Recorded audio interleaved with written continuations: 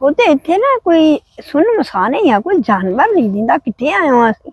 ਅੰਮੀ ਜੀ ਆਪਾਂ ਪਿੰਡ ਹੀ ਆਏ ਆ, ਲੇਕਿਨ ਹੁਣ ਉਹ ਪਰਿੰਦੇ ਕਿੱਥੇ ਰਹੇ ਹੈਗੇ? ਪਹਿਲੇ ਤਾਂ ਬੜੀ ਰੌਣਕਾਂ ਹੁੰਦੀਆਂ ਸੀ। ਅੱਗੇ ਵਾਲੇ ਜਾਨਵਰ ਪਰਿੰਦੇ ਨਹੀਂ ਹੈਗੇ, ਕਾਂ ਚਿੜੀਆਂ ਤੋਤੇ ਅਕਸਰ ਮਿਲਦੇ ਸੀ ਨਾ। ਹੁਣ ਪਤਾ ਨਹੀਂ ਕੀ ਵਜ੍ਹਾ ਕਾਹਤੋਂ ਘਟਦੇ ਜਾਂਦੇ ਆ। ਹਾਂਜੀ ਪਹਿਲਾਂ ਵੀ ਏਦਾਂ ਹੀ ਹੁੰਦਾ ਸੀ। ਨਹੀਂ ਪੁੱਤ, ਚਿੜੀਆਂ ਜਨੌਰ ਬਹੁਤ ਜਾਨਵਰ ਹੁੰਦੇ ਸੀਗੇ। ਇੰਨੇ ਜਾਨਵਰ, ਰੋਟੀ ਲੈ ਕੇ ਔਰਤਾਂ ਨੇ ਜਾਣਾ, ਬੰਦਿਆਂ ਨੇ ਕੀ ਕਰਨਾ, ਪਹਿਲਾਂ ਭੋਰ ਭੋਰ ਕੇ ਰੋਟੀਆਂ ਨਾ ਉਹਨਾਂ ਜਾਨਵਰਾਂ ਨੂੰ ਪਾਉਣੀਆਂ, ਪਾਣੀ ਰੱਖਣਾ।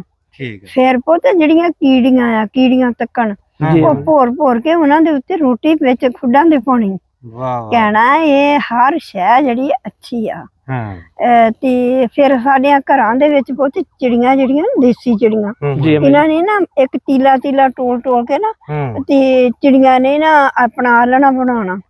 ਤੇ ਸਾਡੇ ਮਾਂ ਬਾਪ ਨੇ ਕਹਿਣਾ ਨਾ ਇਹਨਾਂ ਦਾ ਆਲਣਾ ਨਾ ਢਾਇਓ। ਫਿਰ ਉਹਨਾਂ ਨੇ ਆਂਡੇ ਦੇਣੇ, ਬੱਚੇ ਦੇਣੇ, ਨਿੱਕੇ ਨਿੱਕੇ ਬੱਚੇ ਹੋਣੇ। ਤੇ ਉਹਨਾਂ ਨੇ ਨਾ ਸੁੰਡੀਆਂ ਲਿਆ ਕੇ ਕਿਤੇ ਦੂਰੋਂ, ਤੇ ਚਾਰ ਤਿੰਨ ਬੱਚੇ ਹੁੰਦੇ ਸੀ, ਉਹਦੇ ਮੂੰਹ ਚ ਪਾਉਣੇ। ਤੇ ਸਾਡੇ ਅੱਬਾ ਜੀ ਨੇ ਨਾ ਕੀ ਕਰਨਾ, ਖੀਰ ਪਕਾਉਣੀ, ਖੀਰ ਪਕੀ ਹੋਣੀ ਤੇ ਏਦਾਂ ਰੱਖ ਦੇਣੀ। ਉਹਨਾਂ ਚਿੜੀਆਂ ਨੇ ਪੁੱਤ ਉਹ ਖੀਰ ਨਹੀਂ ਖਾਣੀ। ਅੱਛਾ। ਹਾਂਜੀ। ਫਿਰ ਅਸੀਂ ਸੋਚਣਾ ਕਿਉਂ ਨਹੀਂ ਖਾਂਦੀਆਂ, ਕਿਉਂ ਐਡੀ ਦੂਰੋਂ ਲਿਆਉਂਦੀਆਂ।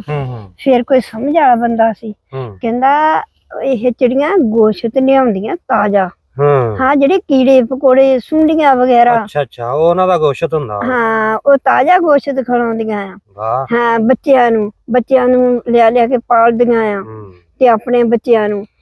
ਤੇ ਇਹ ਚਿੜੀਆਂ ਜਿਹੜੀਆਂ ਇਸ ਤਰੀਕੇ ਨਾਲ ਇਹ ਆਪਣੇ ਬੱਚਿਆਂ ਨੂੰ ਪਾਲਦੀਆਂ।